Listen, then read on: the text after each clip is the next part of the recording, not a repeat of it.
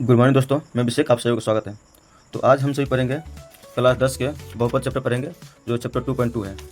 और जिसमें पहला क्वेश्चन है, निम्न द्विघात बहुपदों के शून्य ज्ञात कीजिए। हमने इस सवाल का हल कर भी चुके हैं और शून्यकों तथा गुणांकों के बीच संबंध की सत्यता की जांच कीजिए। हमने पहला दूसरा बता चुके हैं। तो अब इस वीडियो में मैं तीसरा क्वेश्चन हल करने जा रहा हूँ।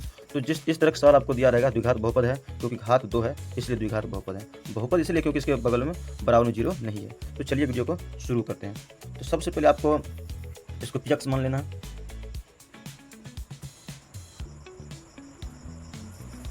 ये आपको एडजस्ट करना है 6x² माइनस में 7x और में 3 = 0 कर देना। अब इसको आपको फैक्टराइजेशन करना है।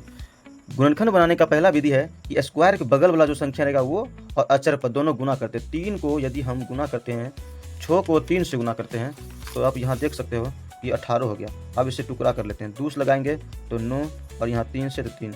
हमें किस तरह 2, 3, 3 को कैसे एडजस्ट करना कि ये बीच वाला पद हमको आ जाए, टर्म आ जाए। तो इनके लिए अगर हम देखा जाए तो अगर 3 तिया 9 और 2 घटा देंगे तो 7 आ जाएगा। इसका मतलब से 9 और प्लस में 2। हमने माइनस में 9 इसी ले लिया गया क्योंकि यदि आप यहाँ घटाते हैं तो -7 आएगा, हमको -7 चाहिए भी।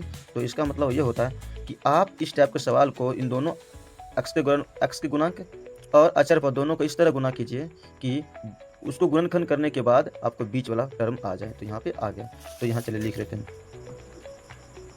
6² हो जाएगा माइनस में 9x और प्लस में 2x माइनस में 3 = 0 आ जाएगा। अगला जो सवाल है, यहाँ पर देख सकते हैं कि अगर ये दोनों 3 के पार हमारे 3 कॉमन ले लेते हैं और ये x और x यहाँ पर 2 का एक x है, कम से कम एगो मिला तो 1x कॉमन लेते हैं। 3 के 2 बार में 6 और 2x, x के बार 2 था, x के बार 1 कॉमन ले लिया, सिर्फ x बच गया। और 3 के 3 दाम 9। यदि हम यहाँ पर देखिए कुछ नहीं तो 1 कॉमन आ रहा है और यहाँ पर जब 1 कॉमन लेंगे तो 2x माइनस में 3 = 0 आ गया। 2x माइनस 3 यहाँ मिल रहा है तो फिर से हम कॉमन ले लेंगे, 3x प्लस में 1 बच के बराबर में 0। यहाँ तक समझ में आ गया होगा। अब क्या करेंगे कि 2x माइनस 3 = 0 कर देंगे और 3x प्लस 1 = 0 कर देंगे। 2x को रखेंगे, ये माइनस वाला संख्या बराबर के दूसरे और जाएगा तो ये हो जाएगा प्लस में, चिन्ह बदल जाता है। और अब x रखेंगे तो ये 3/2, गुना वाला कोई भी संख्या हो तो ये बट्टा में चला जाता है। इसमें वही करेंगे, 3x रखेंगे, ये प्लस वाला प्लस 1 है, दूसरी जगह तो -1 हो जाएगा। अगर हम सिंपल x बात करेंगे तो -1/3 हो जाएगा। x = 3/2 -1/3। ये आपका शून्य का निकल गया। क्योंकि सवाल में हमको दिया है कि जांच भी कीजिए। आप यहाँ देख सकते हैं, कहता है शून्य को जो का ये हल है वो गुणांक को, स्क्वायर का गुणांक x² गुणांक 6, x गुणांक 7। उसके बाद गुणांक के बीच संबंध की सत्यता की जांच कीजिए। चलिए जांच कर लेते हैं। जांच आसान है, ध्यान से देखिएगा। तो जांच में जो आपका समीकरण है यहाँ पर देख सकते हैं कि स्क्वायर के बगल वाला ए होता है, तो आपके ए का वैल्यू कितना है 6, और जो आपका बिना स्क्वायर है जो x के बगल में b, तो b का वैल्यू होगा -7 होगा और c का वैल्यू होगा -3 अचर पर। और अल्फा, ये आपका अल्फा, यहाँ पर जो आपने शून्य निकाला है ये अल्फा है, ये आपका बीटा है। तो चलिए अल्फा का वैल्यू कितना आया 3/2 और बीटा का वैल्यू आया है -1/3। अब यहाँ फॉर्मूला लिखेंगे, शून्यकों का योग। तो योग कहता है कि अल्फा प्लस बीटा कर दीजिएगा और इसका फॉर्मूला होता है -b/a।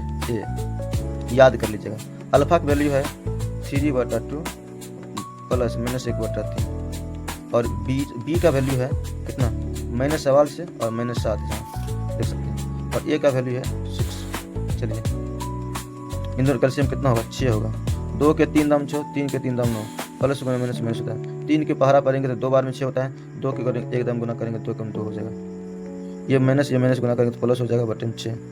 अब यहाँ देखिए तो 7 में से 2 घटेगा तो 9 में से 2 घटेगा तो 7/6, 7/6। यहाँ तक बराबर आ गया। अब चलते हैं फिर अगले। अब यहाँ पर देखा जाए तो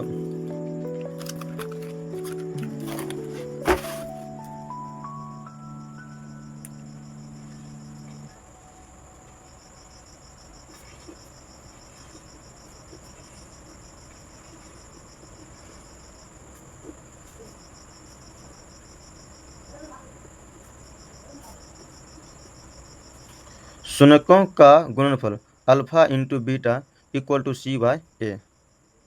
आपको पता है अल्फा का मान 3/2 और बीटा का -1/3। तो अल्फा का मान यहाँ पर देख लिए 3/2 और बीटा -1/3। सी का वैल्यू आपने क्या नहीं देखा, सी का वैल्यू आप -3 है और ए का वैल्यू 6 है। तो सी का वैल्यू -3, ए का वैल्यू 6। चलिए यहाँ देखते हैं, 3 से 3 कैंसिल हो गया। उसके बाद यहाँ पर -1/2 और यहाँ भी कर सकता 1 या 3, ऊपर -1/3, 3 दूना 6 आ जाएगा और यहाँ पर 2 आ गया। तो अब -1/2 यहाँ बराबर आ गया और 7/6 यहाँ भी बराबर आ गया। तो दोनों बराबर आना जरूरी है जब आप जांच करोगे। तो आप यहाँ देख सकते हो सवाल, जहाँ भी अगर आप समझ में नहीं आया हो तो आप मुझे कमेंट में ज़रूर भेजें। तो यहाँ अंत में लिख दीजिएगा जांच हुआ।